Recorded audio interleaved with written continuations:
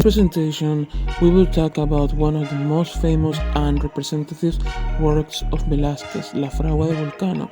Is the representation of one of the most emblematic stories of ancient mythology. The context, the social reason, the technique, and the use will be analyzed of color and more important the story behind this work.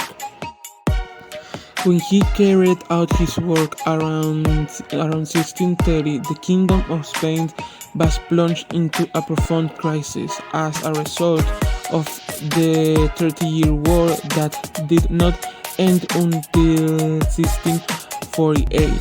To the exhaustion of people, bad harvests and pestilence were added to make this 18th century a disastrous century for the population and for the country that will lose its hegemony in Europe. However, and by contrast from the cultural point of view, it is the golden age in which literature shines. Loeb, Calderón, Quevedo, and art, especially painting, Rivera, Zurbarán, Velázquez, and Murillo. The fact of being the painter of the court will allow him a comfortable life and the opportunity to see the paintings of the court and make 2 trips to Italy. The first in 1629 and the second in 1648. His trip to Italy will influence his greater interest in the nude and his interest in anatomy, influenced by Michelangelo, an interest in the situation of figures in space under the influence of light.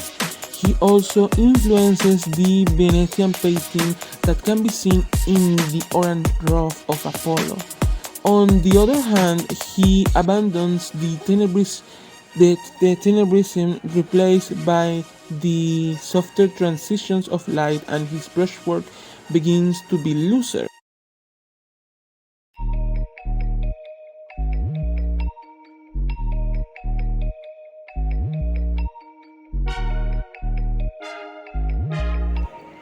Showing very little discretion, Apollo, god of the sun, informs Vulcan, god of fire, that his wife Venus is caught holding him with Mars. At that precise moment, and that is in the picture, an unrepeatable moment to the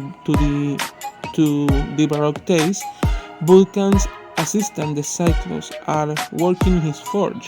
We see the forge where metal is worked, and upon hearing the news that brings Apollo, they look surprised at the god, but perhaps they are not surprised by the cheating, since all of the Olympus already knew about the love affair between Mars and Venus, but perhaps surprised that Apollo is such a sneak and informer.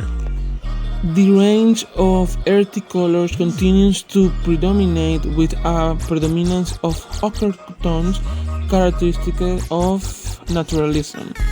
Next to these are the range of blues in the window in the sandals of Apollo, the green in the leaves, and the bluish white of the jug on the shelf, the silver gray color of the armor. But the Venetian influence, consequence of his trip to Italy, the orange tones of the god Apollo tunic can be observed, which also flies in dramatic way. The red-orange of the forge and the incandescent iron, the brushwork is less fast and more fluid, although it will still have to evolve to the painting a la prisma.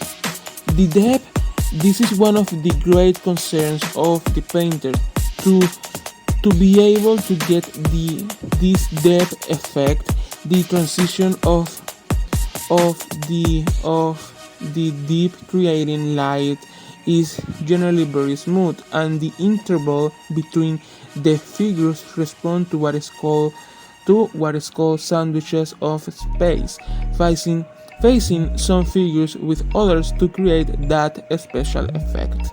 The technique used in the making of this work is oil on canvas.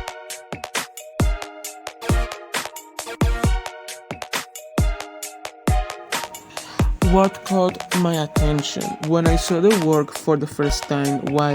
What I immediately caught my attention was the complexity and realism with which the human anatomy was represented, but without losing the details of the rest of the scene. Why do I like it? 1. The color management. 2. Attention to depth. 3. The expression of the characters. 4. The clear way in which a god is represented. And 5. The color palette. To conclude, we can analyze this well-known work by Velázquez, analyzing a large part of its characteristics in order to understand the author's mind behind this piece. Thank you very much for your time and your attention. This was Camilo Lora, Industrial Design 8.